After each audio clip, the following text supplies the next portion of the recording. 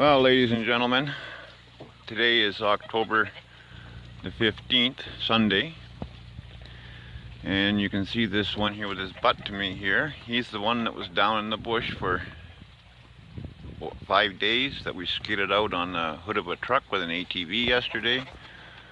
I spent 5 days trying to get him up, and he would try to get up and he'd fall down. And twice I was down there and he was up in the morning but would fall down as soon as he saw me. And then when we tried to load him yesterday, he stood up right away, but he fell down within about 15 seconds. I had him tied to a rope last night to a T-post, and he collapsed twice, but after half an hour each time or so he'd get up again on his own. By feeding time last night, he was pulling so hard on that rope that he pulled the T-post that was 2 feet driven in the ground out of the ground. So I thought, well, hell, he's strong enough to be on his own.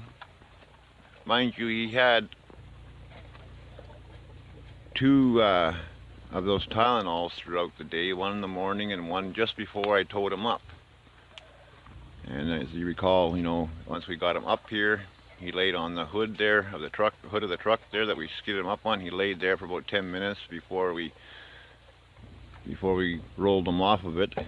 But we unstrapped him as soon as we got him up here. So I wanted to see if he'd get up on his own, because we had hay on the hood so that he could get traction if he go. And he was padded on the way up because it was a bit of a rough ride coming up. And we rolled him off and he laid on the ground, and within 10 minutes he was up, but he fell down about 45 minutes later again. And like I say, last night he was just all gung-ho, pulling so hard he couldn't choke himself because the way I had got the collar on him. And so I put him in the barn. Well, actually he wanted to go in the barn when I fed the 2, not the 2 youngest ones, but the 2 under it. When I fed them in the barn, he wanted to come in there with them. So, and that was after feeding already. So I let him go in there, and I figured it's safest place as any, so he doesn't get spooked and run off someplace, and then I'm stuck again with him down someplace. So he spent the night in the barn with the 2 young ones, and he was more than anxious to come out this morning. You can see the indentions on his ribs there. So I believe he was severely constipated, because you see how he's shrunk down in there now. And he wasn't, like I say, I'm 100% he was not bloated. I think he was constipated because of the huge manure pile that was behind him after I'd given him that human's laxative that I take, because I get plugged up from the morphine that I take. It's a real thick syrup. I think I showed it to you in the previous video. But you can see that he sunk in just right there at the hips there, quite substantially. Whereas the rest of them, they're not. You know, they got a little bit of indentation, but not much, where he's got quite the indentation, which he never had before. He's not wobbly on his feet this morning. It's like nothing was wrong. It's kind of maddening in one way, because I spent 2 hours with the power saw cutting dead, dried jack pine that had been falling over for the past 3 years in order to get the ATV down there, plus some brush, so the ATV would have less trouble trying to get back up the hill. You know, I was exhausted by the time I got all that brush cut, and all the big spruce trees, plus hitting a spike in the tree that I guess my wife must have put in down there, because it looked like she was using it for a hose hanger, because I've got water plumbed all down through that park down there, because she used to have flower beds down in there, because we called it the park, that area down there where we skidded them out of, starting with that brown flower bed you see right there in front of me, framed in to the right of the outhouse here. And so I got water taps that, it's a 1-inch water line that runs from that barn. Well, water runs from the well. Well, let me see.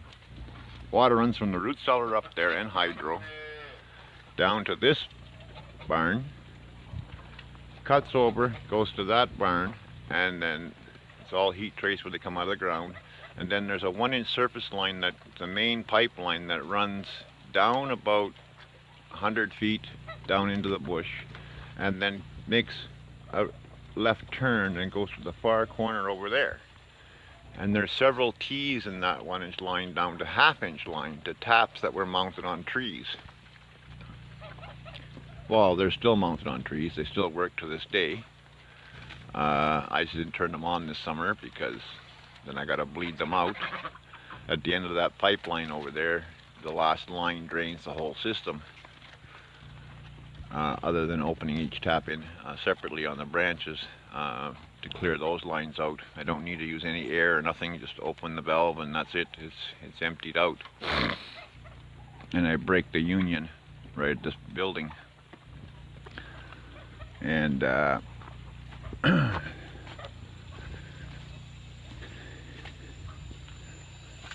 so I had busted my butt. These are the two younger ones. Always looks like, well, that's, they got company in here with another one. Actually, the youngest one's not even in here anymore. He's one of the younger ones. He's the one I'm not castrating. I'm going to leave him as a bull because he's so tame and gentle.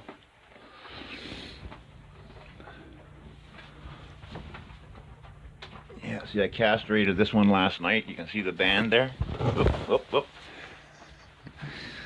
I don't know if you can see the band between his legs there. Right, the green band. I castrated him last night, finally. And this guy I'm not castrating, but he's already done. But this one here I didn't do. You can see the green band there around the sack. Got to make sure you got both testicles down in there, because they'll suck. One will stick way up high. You got to pull it down. You got to fish for it and pull it down, and get them both in the sack once you got the pliers down there, and then just pop the band. See, he's fucking looking. Excuse me. He's looking really good this morning. It's just maddening that I went through all that work to get him up, get him out, get him up here, and he's not even up here 10 minutes and he's standing up as if nothing was wrong other than a bit wobbly. But I think between he was constipated, couldn't get up, and being that the ground down there was full of roots and it's really wet clay because of the creek there, it's soft. I think he just couldn't maintain his balance. Probably pain from being constipated. And even when we went down to get him to drag him up, he got up right away, but he only lasted a few minutes trying to stumble. He was stumbling around down in there, and he tripped over from what roots that grow up out of the ground. He tripped over that and down he went. So I think it was just a matter was getting him on some good solid hard ground to get him up. So it was kind of maddening that I went through all that work and then I get him up here and he's up right away, which is a good thing. It's a great, like, fantastic, you know, but it's just like, you know, the work I went through, like 5 days and 5 nights climbing up and down that hill with my back. I've been in excruciating pain, taking Percocets on top of the morphine that I take just to try to get through those 5 days, and I'm still taking them this morning because I hurt so bad from climbing that hill so many times. And my legs aren't good on rough terrain. They're like his legs yesterday. And the only thing is excruciating lightning pain that goes down both my legs and down my left arm. And there's the two younger ones there now. I guess he was in the barn there. I just couldn't tell because I'm looking for the hair off the tail. And there he is there. Just the light wasn't all that good in there. But see, they want to suck on each other all the time. And I try to discourage it. No! The geese this morning Again, this is Sunday morning, 9 o'clock. I held off coming down because it was pouring rain up until about 20 minutes ago. And it's just above freezing. It's about 30, converting that from Celsius to Fahrenheit, it's about 36 degrees this morning. These are the two oldest ones. The one on the right there, he's the one that was down in the bush. But he almost pulled that post back out. I had to drive it back in the ground because he had it about halfway up out of the ground, pulling it this way. So I had to drive it down an extra foot to tighten it up. That's how hard he was pulling on an angle. So I figured, well, hell, he's strong enough to come off that rope. And he didn't go anywhere. He hung around right here. Once he was untied, he settled down. Did you guys drink your milk? Yeah, last night these guys, they drank their milk all by themselves without even me starting them. It looks like they drank most of it already this morning themselves. I just stuck it in there and said, bingo. This morning their grain was all gone, so I gave them some more. They cleaned it up during the night already this morning. So now from the finer chopped stuff, I added, with the dairy ration, I added a little bit of whole corn to it, so they get used to that. And he's drinking still a bit more on his own here yet. And he's probably looking for fingers to suck on, but I'm not going to give them to him, because they will clean it up now. But, they're looking for something, wanting to suck, but so they're holding off. But they will go back to it on their own, as they did last night. Last night, you could see the bottom of the pail, and I'm training on the electric wire, but I got the voltage turned down on this one. I got it's off the same electric fencer, but I have a rheostat that I can bring the voltage down from 9,000 volts. I have it at 3,000 for these guys right here on this one little wire. See, he's getting a little tingle off of it there.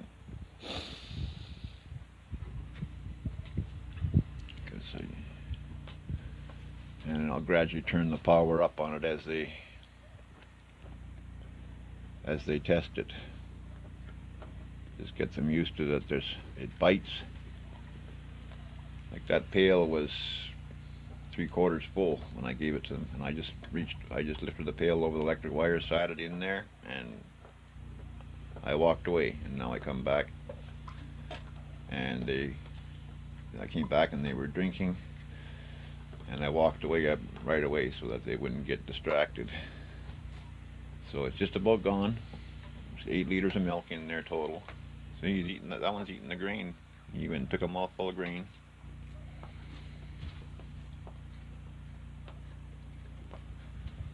So like these here, just heading on just a week and a half old.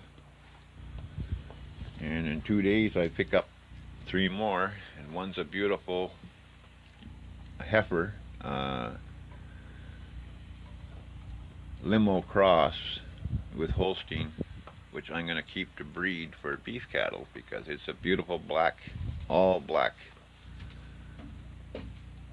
I just don't understand why the dairy farmer's not keeping that one, because there's nothing wrong with her. She wasn't born a twin, but that's okay. I'd sure like to get that brown jersey he's got there, calf, heifer. Man, I'd like to get my hands on that, but he won't part with it. I think he's keeping it for his own home use for milk.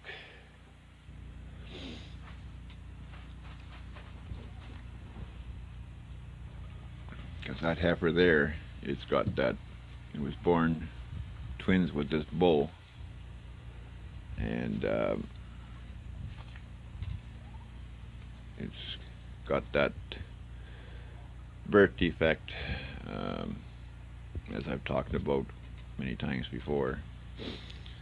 Just can't think of the name of it again this morning. I thought of it after I cut the video yesterday, but the chances of her being fertile is about 10% only when they're born twins with a bull that shares the same placenta and uterus. So dairy farmers don't keep them because they say they raise them for 2 years only to find out they can't breed them. Even when they've done testing on them and testing comes back saying that she's good to go and everything else, blah blah blah. They raise them for 2 years and then they don't take, and or they'll take once. But I'm gonna give her a chance. I'll raise her to 2 years, same as with the other heifer I have. I'll raise them to 2 years.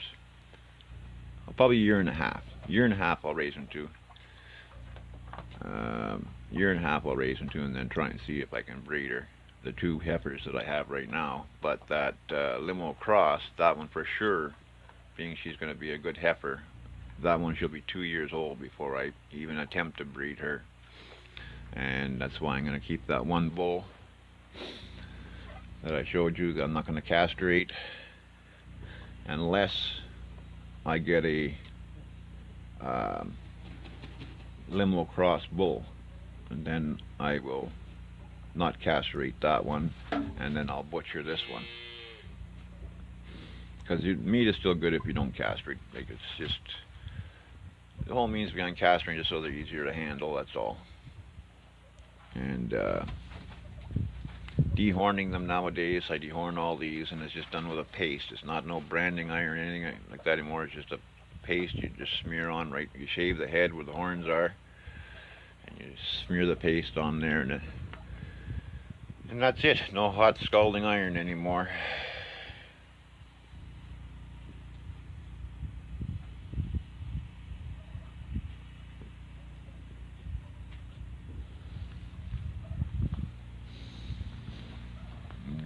They've done eating their grain and a little bit of corn I give them, and there's two over there eating hay, and there's three over there, and it looks like the two big guys are heading down to the pasture. Just hope that he'll be okay. He's on a bit of a hillside there right now, and he seems fairly steady, stable while he's grazing there under those trees. He's following the other bigger one. Now it could still be that a fox was chasing him down that steep hill, and being there was tree roots sticking up out of the area there, that he tripped over it when he was being chased by a fox, and he pulled something, because he was favoring his right front leg when he got up when he was up here. He was kind of like, the leg was like kind of like limp, and he was kind of like moving it out to the side, and you know, he was favoring when he was trying to walk. So that's a possibility too. It's something I will never really know, but I try to cover all bases, from giving him pain pills to I gave him that gas stuff that I got from the vet.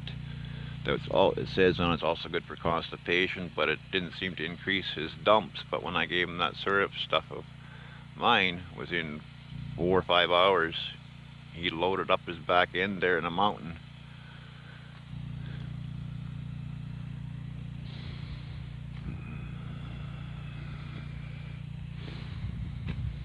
And then he was up last night. They sleep right here at night on the straw. They won't go in the barn even in the cold pouring rain. I try to get them in the different barns, that one over there, that one over there, the one that's up over there. They won't go in. They'll go in if I give them feed, but they won't stay unless I lock them in. Except for that one last night there that was down in the bush. He wanted in there in the worst way. I kept trying to push him away from the doorway, and he kept trying to push his way in. So I figured, well, yeah, being he's been down in the bush all night, and he probably wants some comfort with the other ones, and wants to get a good night's sleep, because he probably didn't sleep well down there, because he was very jittery when even when I was sitting with him, he'd hear a noise in the bush there, and he'd jump his head up and make a slight quiet moo noise. So I let him have the barn last night with the two younger ones.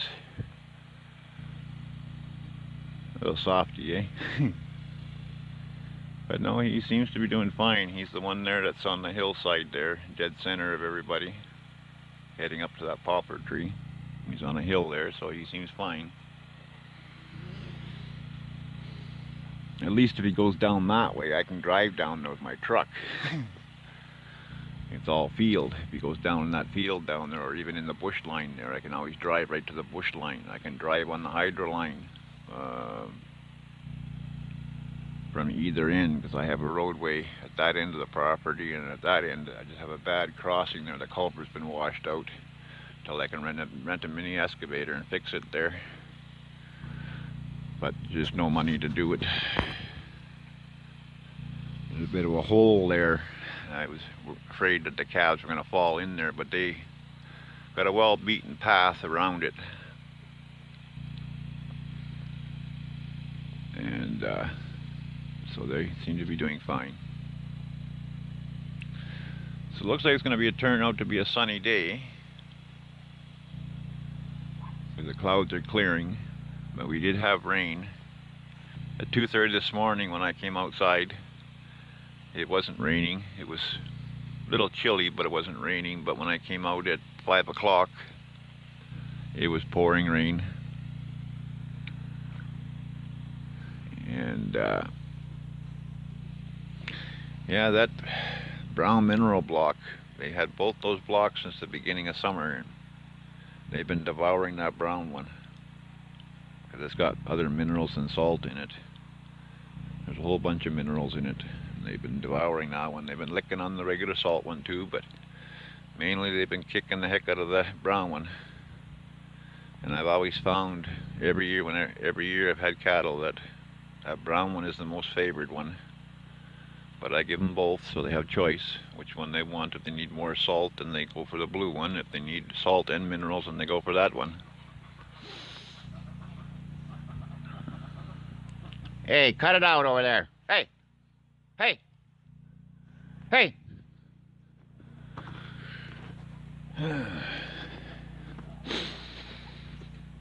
This is why I think that one there has got a swollen bag there. Not bag, but around the test where not where the penis is there. The sac is swollen out like a big mushroom. What are you doing? You leave him alone. Yes, you leave him alone. You leave him alone. Yes, you leave him alone. Not much you can do about it, other than have them penned separately, and that's not what this is about. This is about getting them out on pasture as quickly as possible, eating grass, enjoying life for the time they're here, and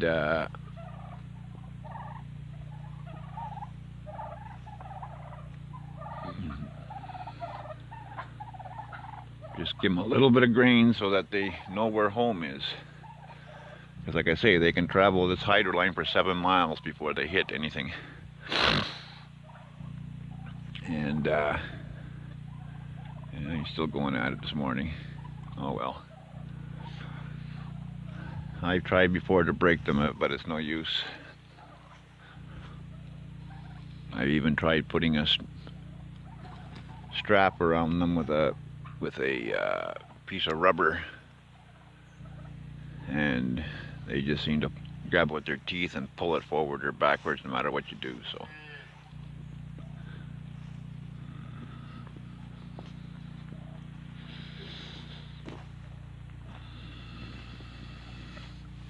what's the noise for? Eh? What's the noise for? Finish your milk up. I see you got milk on your lips. Hey, Mrs. Heifer? I see you got milk on your lips, so you've been back in there. Yeah. There's a little bit left in the pail, not much. But no, last night they took off eating totally on their own without my help at all. And again this morning they took off eating all on their own. And this morning the grain was cleaned right up. The pot was licked right clean.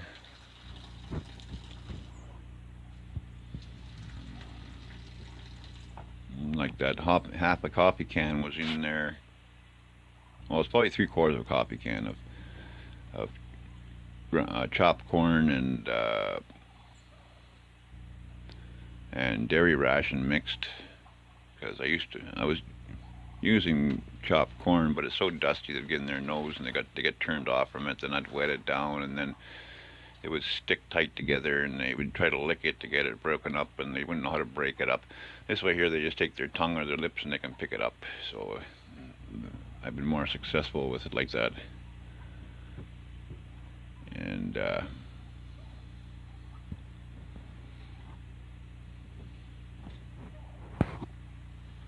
hey guys and girls. Yeah, I forgot you back there. You're a girl, yes. Well, these two are going for a drink of water.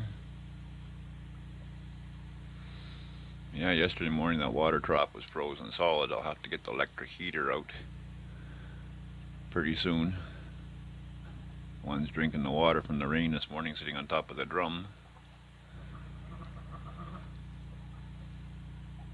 Fresh rainwater.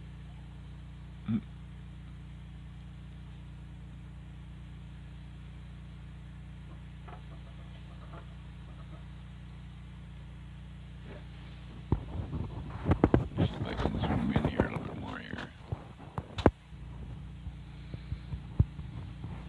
for you. Yep. Jesus, my hands are bad this morning.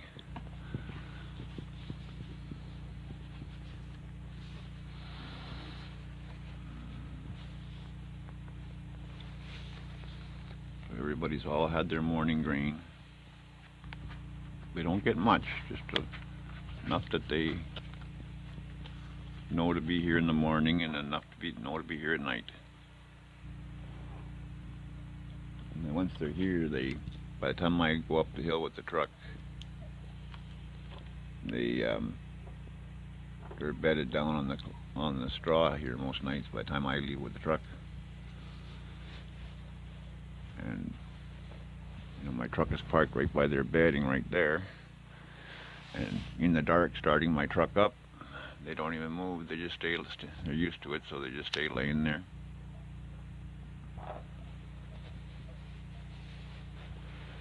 So these are the second youngest ones here that I'm showing you, and these are the youngest. We have 3 younger ones coming this week. It's supposed to be Tuesday, but we'll see. That one bull was walking on its ankles, and that's from the way the feet were positioned in the womb. So when I seen him the other day, he was walking on his ankles with his hooves pointed up. But that usually straightens out within a few days once they get some strength. And the farmer there said that if it's not straightened out by Tuesday, he'd let me know, and he'd keep them yet for a couple of days, just to monitor them, which to me doesn't matter, you know. But he's been really good to work for this summer, this guy, or work with, I should say. It's the best dairy farmer yet that I found in all the years. Every other dairy farmer normally around here, they have their calves in the spring, and that's the end of it. But the way this guy works to keep his quota up, he has calves year round. I started talking to him about that. I said, geez, I'm surprised you're still calling me in October to pick up calves. I said, other years, you know, from other farmers, you know, by the end of June, that's the end of the calves I can get. I said, you've been pumping them out to me here every couple of weeks, all spring and summer.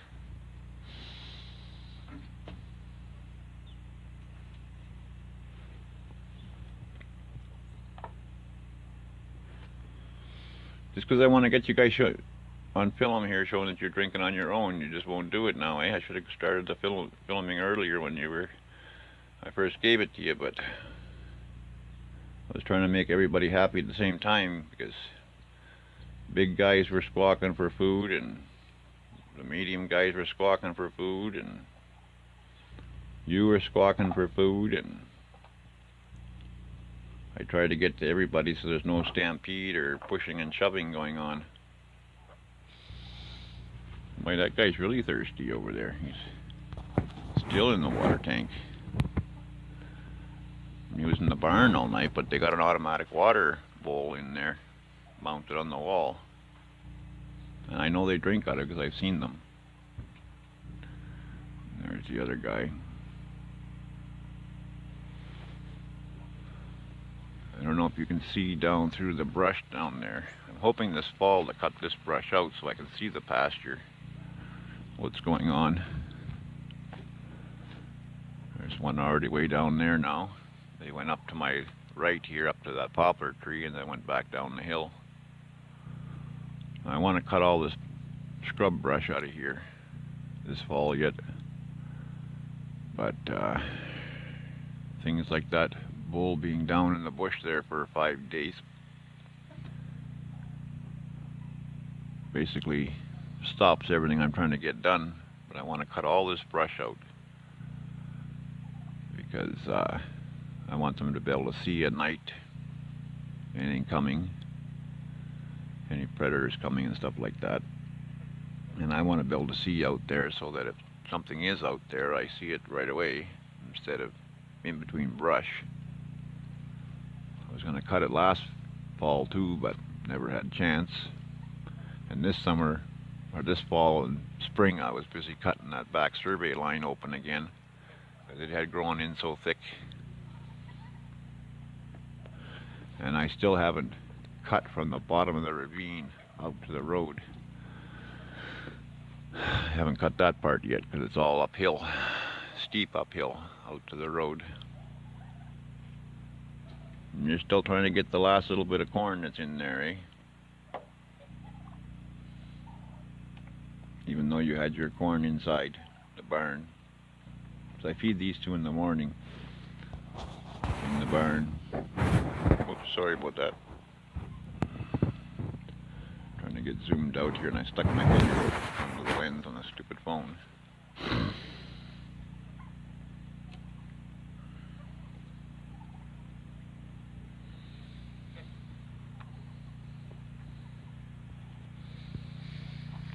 Take a walk up and see where Mr. Sicky is here now.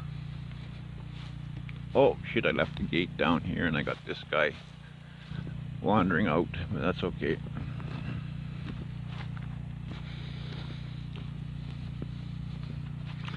That's the heifer. That's another one of the heifers that has that now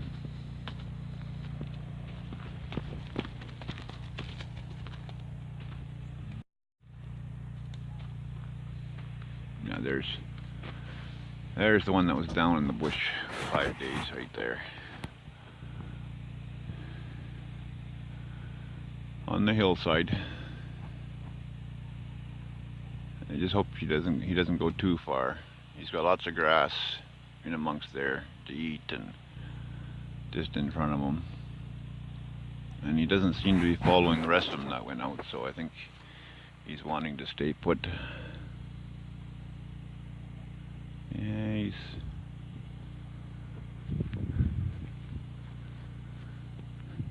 looked, when he was walking there, he kind of looked like he was hurting a bit.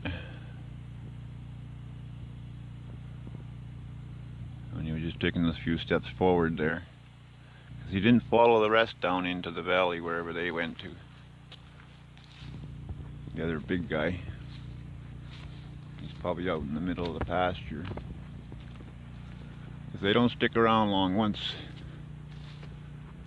Well, there's the big guy right there. Yeah, there's the big guy. Yeah, there's the big guy right there.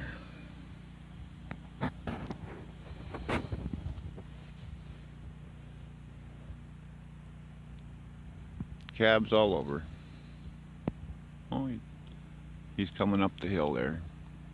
Yeah, just by the poplar tree there.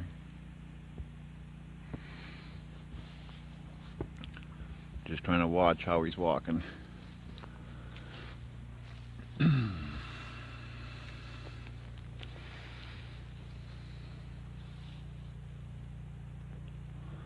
figured these two here, the big guy and one behind him, I thought they were already down over there heading to the hydro line, because that's where they've been spending. What they do is they go out that corner and they graze across all the way to the base of that hill. There's a big crown before that big hill over there, and they bed down there in the afternoon. And it's funny, there'll be 2 or 3 facing to my right down the hydro line, and there'll be 2 or 3 facing to the left of me down the hydro line, but they can't see far because of that big hill, but at least they can see what comes over the top of the hill. And it's like they're on guard. They got eyes in both directions watching, because I'm sure they've been chased. Well, I know they've been chased because the one wolf killed the one, and I've seen the fox chasing the 2 twins there down by where the one bull was down, or steer was down for 5 days. I seen him, got a glimpse of him chasing the 2 youngest twins there.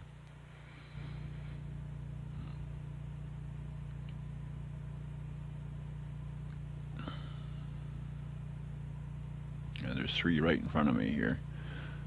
That big guy, the oldest one, and then the second oldest one that was down in the bush for 5 days. He's right behind that, and then we got that other one over there. See how his sack is hanging down, or his pecker comes out? It's like a big mushroom. I don't know whether it's, let's see if I can zoom in there. I don't know whether it's turned into like a cyst, where the penis is, but it's like a big ball. It's like a big softball. And when you feel it, it feels like it's got fluid in it, but it feels like his penis is curled up in there, in a curl.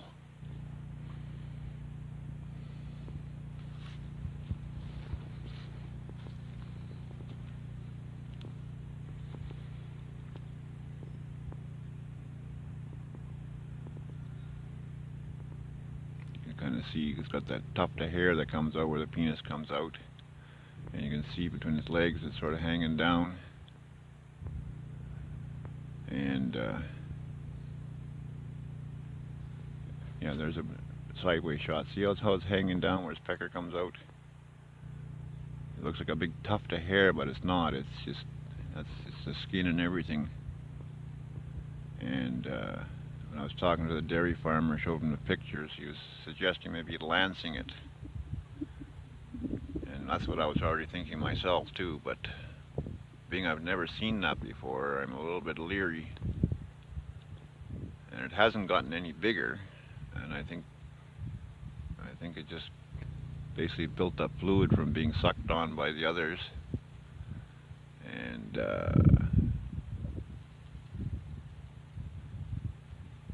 I thought it was an infection. I gave him penicillin for like a week, the long-lasting penicillin you just give once a day.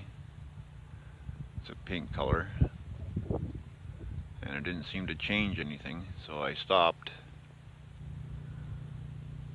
But sometimes penicillin on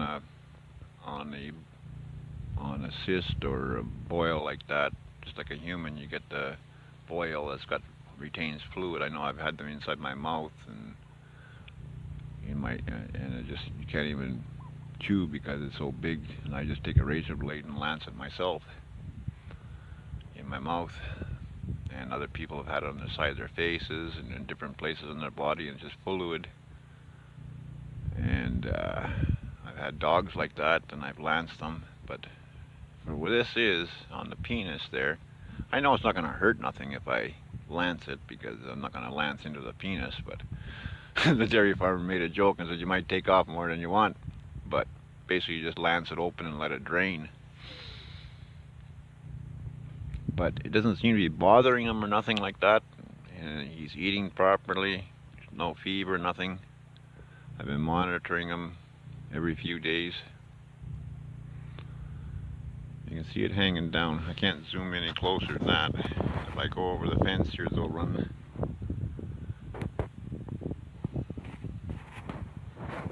further down because they act totally different in the pasture than they do up here in the yard. They're more skittish out in the pasture. But if they're laying down and I walk towards them and I sort of stay to one side of them, then they basically just lay there and watch me. But when they're up grazing like this, they'll all of a sudden just up and bolt as soon as they see me crossing over the fence even.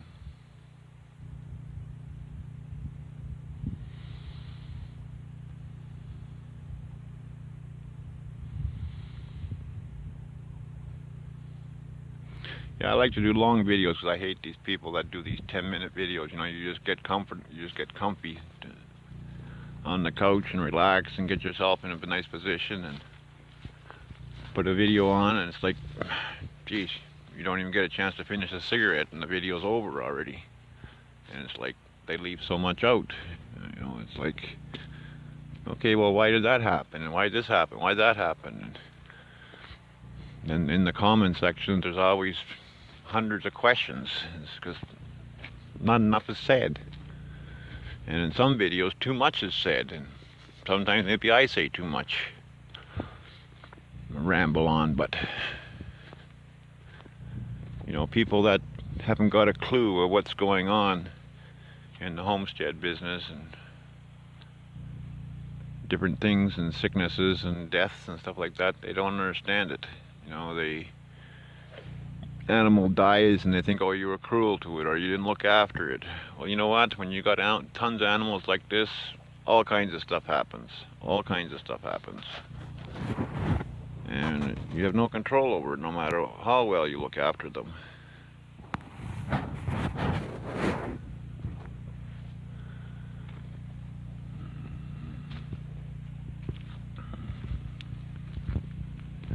And but like I say, I carry my rifle with me when I know there's a predator problem around, and even still when I know there's no predator, when I haven't had a predator problem, my rifle's in my truck when I'm out and about.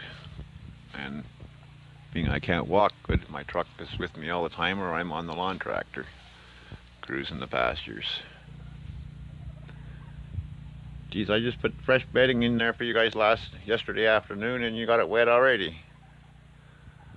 Boy, oh boy, oh boy.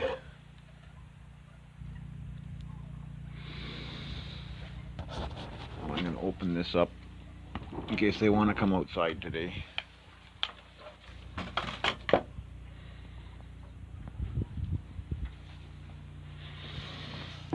I'll turn the pail this way so they can get out if they want. And they can also finish the milk if they want. Oh, he's giving affection to the other one there, licking his head. Okay, guys and girls, I hope you enjoyed this video.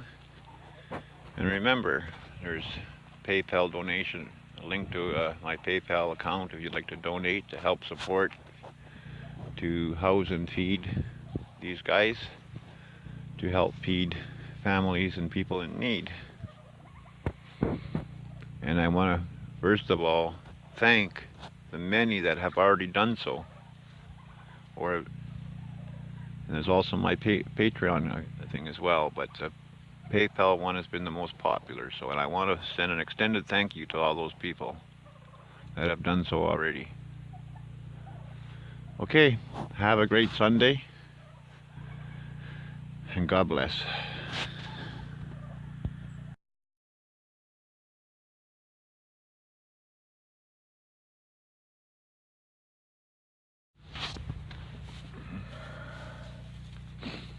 These guys, you were just nibbling on hay. See if I can get it on film for you guys.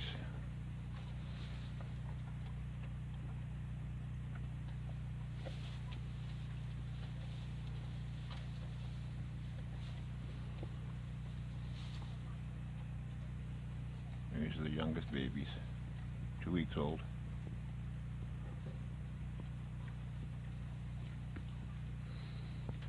Drinking fully on their own and eating hay.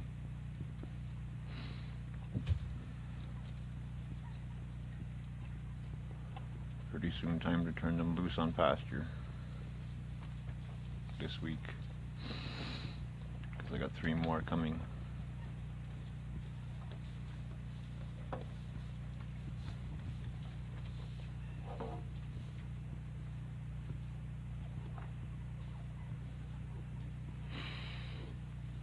This is Sunday, October the 15th.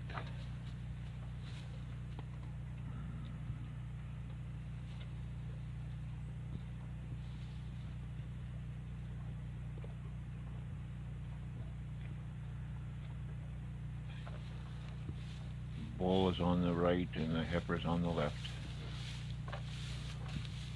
Somebody's coming over to say hi.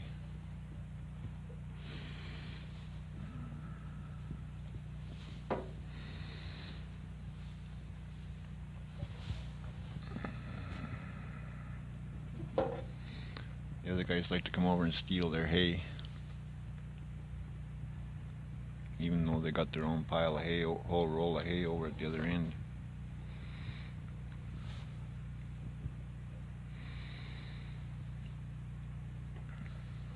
This is Sunday evening, about 6:45 at night.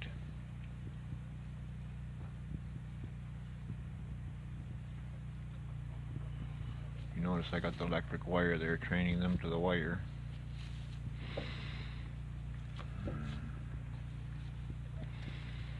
This guy, see, he comes in and he tries to steal the hay.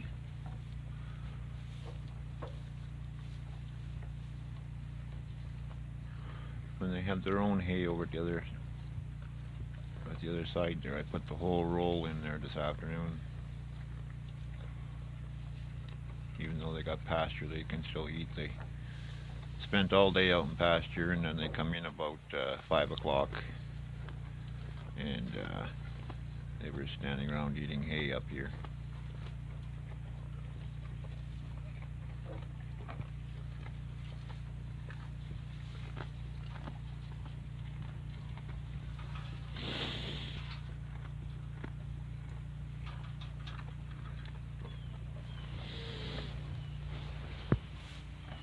And one that was down is up there at the hay roll.